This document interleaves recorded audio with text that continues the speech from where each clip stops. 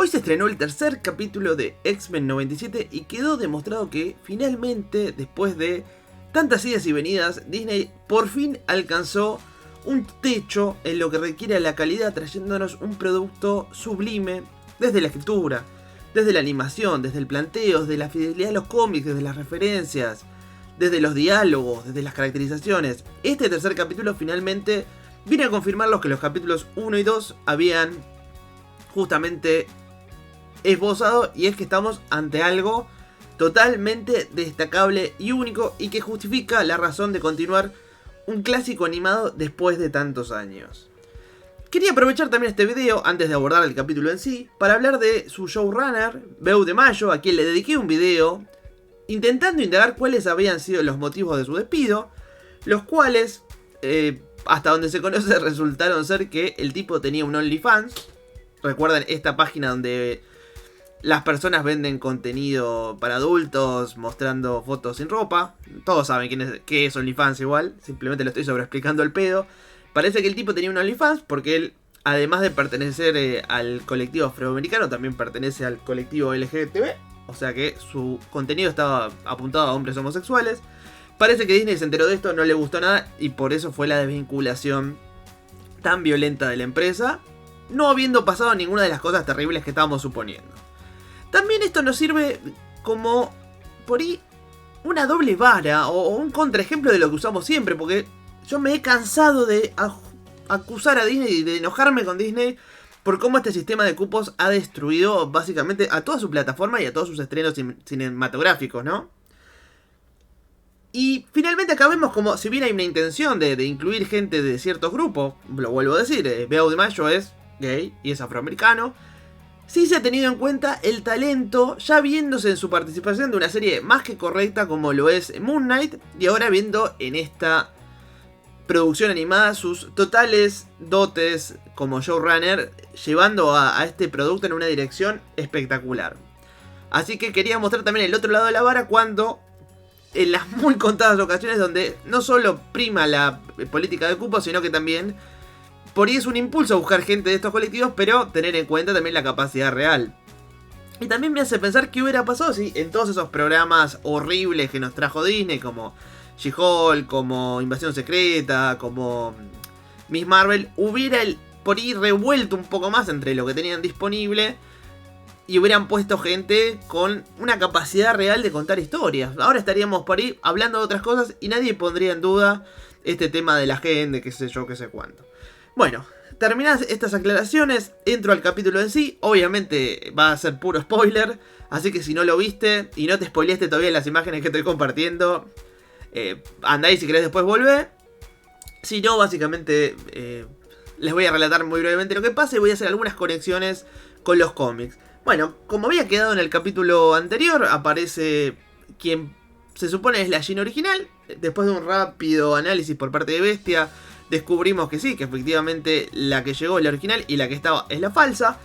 Para quienes somos asiduos de los cómics, sabemos que este personaje se llama Madeline Pryor. Y justamente fue por eso que ayer o anteayer, creo que anteayer, hice un video en la sección de cómics en recuerdo hablando de todo su paso por los cómics, que lo voy a compartir al final de este, pero igualmente si por ahí quieren tener un poco más de contexto, vayan y véanlo. Quedó muy bueno y muy completo, y no es porque lo haya hecho yo. Surge toda esta situación donde la Jean que llegó es la real y la que acaba de parir es la falsa. O sea, el hijo de Scott fue con un clon de Jean, no fue Jean.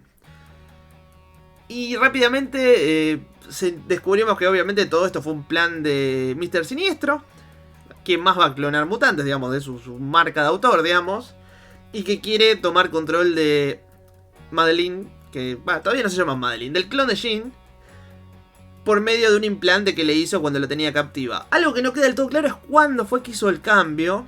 Yo me puse a recordar, obviamente no he visto toda la serie. Si ustedes lo hicieron y alguno me lo quiere comentar, se lo agradezco. ¿Cuándo pudo haberse hecho este cambio? Yo recuerdo que después que se casan Scott y Jean, en la serie de los 90, él los secuestra y bueno, hay toda una situación donde después los rescatan en una isla. Digo, capaz fue ahí, capaz fue después, capaz la agarraron. Todo el capítulo un poco plantea esta duda que ninguna de las dos está segura de cuándo fue que se hizo el cambio. Así que tampoco estamos seguras. en cuánto trayecto estuvimos con uno y en cuánto trayecto estuvimos con la otra. Esto un poco refleja el espíritu de los cómics, del retcon que se hace con el Fénix Oscuro, donde se nos revela que prácticamente todo el tiempo que la Jean original fue el Fénix, en realidad no era ella, sino que era un constructo de la propia fuerza y que la verdad quedó guardada como una suerte de backup en la costa de Jamaica adentro de una vaina. Volviendo a la serie, bueno, Siniestro toma control de Jean, de la Jean clonada, digamos. Se convierte como en una suerte de vampiresa que aparece en una de las figuras que se muestran acá a continuación, que es el look de Madelyne Pryor, que aparece en la miniatura del video que ya hice. Vuelvo a insistir, vayan a verlo porque ahí hay mucha data interesante. Y obviamente utiliza sus poderes psíquicos para generar una suerte de ilusiones demoníacas que van atacando a cada X-Men con diferentes monstruos muy bien elaborados y bastante terroríficos para lo que suele ser el estándar de la plataforma. O sea, realmente algunos llegan a ser bastante grotescos y aparte algunos juegan con información que solo la sabés, como por ejemplo la hermana de Bishop, si viste la serie original, o bueno, si leíste los cómics, pero la serie original estaba más que desarrollado lo de la hermana de Bishop. También avanza lo del triángulo amoroso entre Gambito, Rogue y Magneto. Y en este caso evoca un cómic de los años casi 90, dibujado por Jim Lee, todavía escrito por Chris Claremont, donde los dos se quedan atrapados en la Tierra Salvaje. Y está a punto de haber un romance entre los dos, pero nunca llega como a avanzar. Estaba como que podía haber un romance entre ellos, cosa que nunca llega a avanzar porque al principio ya de la revista X-Men propiamente dicha, Magneto vuelve full a la villanía y Titania, más allá de un arrepentimiento o de una charla con él, que creo que pasa en el X-Men número 1, corríjame si no me equivoco, ya después se pone en total contraposición con Magneto y ese romance muere hasta que, bueno, años después, como ya vimos en el video de Joseph, medio que se reactiva esa relación con el clon de Magneto que ella pensaba que era Magneto. Acá creo que van a hacer un mix de esas dos cosas, por ahí usando más la química que había entre Joseph y Rogue más que la que había entre el verdadero Magneto y Rogue. Más o menos me fueron siguiendo, bueno. Madelyne Pryor entra en este estado demoníaco controlada por Mr. Siniestro. Se termina llevando al bebé hasta la base de su jefe. Los X-Men se logran reponer más que nada ante Jean, que digamos despierta y los ayuda con sus poderes. Se arma un grupo que se queda con Jean, otro va a la base de Siniestro. Se enfrentan con este... Primero Cíclope se enfrenta con Madelyne Pryor, que está en más rol villana que nunca, emulando a su contraparte de los cómics. Acá, por ejemplo, podemos ver como Morph, que funciona como suerte del personaje cameos en esta serie. O sea, él se transforma en personajes que no aparecen y que capaz nunca aparecieron en la serie original, pero acá es como que él los conoce de algún lado. En este caso se transforma en Illyana Rasputin, quien, siendo una New Mutant, tuvo participación en el evento Inferno original que adapta justamente este capítulo. Y en un momento Madelyne se apodera de la mente de Morph y la convierte como en una Illyana Rasputin demoníaca, haciendo una más que linda referencia de los cómics, como era el caso de Rogue y de Magneto ahí abrazados en la alucinación. Bueno, al final la Jean real conecta con Madelyne, hay como toda una escena donde exploramos un poco en el pasado de ellas, que está muy bien lograda, que tiene mucho contenido y que le da mucho trasfondo, logra ayudarla a liberarse del control mental, y finalmente Madelyne y Scott van a enfrentarse a Siniestro, lo derrotan, él escapa, pero descubren que lamentablemente Nathaniel está infectado por una variante del Tecnovirus. Acá se toma una trama del último arco de X-Factor, por lo menos del volumen 1 de X-Factor, que está compuesto por los 5 X-Men originales, donde es Apocalipsis quien secuestra a Nathaniel y que al final lo termina infectando. En este caso está un poquito más simplificado y está unificado con la trama de Infierno, la cual en los cómics son dos cosas separadas, pero está bien. La serie original también hacía estas cosas de ayornar un poco los argumentos para que no sea algo tan largo. Acá de hecho este capítulo mete trama de todos lados, pero lo hace bien. A diferencia de los cómics, Scott y Madelyne terminan en buenos términos.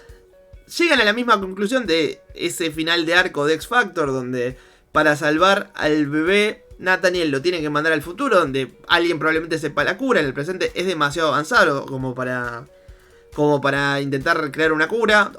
En palabras de Bestia, no es que es tan avanzado, pero tardaría demasiado y el bebé se moriría, obviamente. En el cómic original de X-Factor son una especie de secta del futuro que es la que eventualmente cría Cable.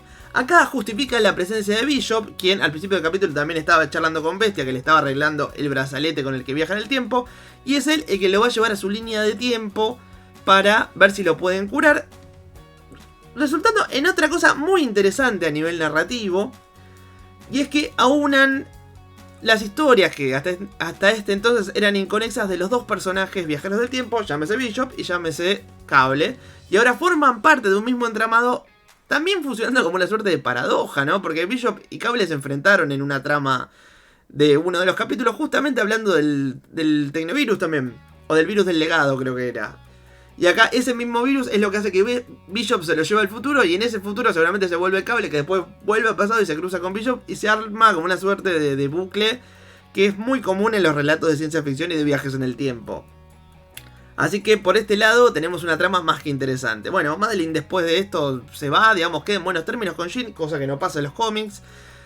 A diferencia de los cómics, acá Scott no queda como un padre abandónico y un mal marido, simplemente procesa las cosas en un tiempo corto y de una forma esperable.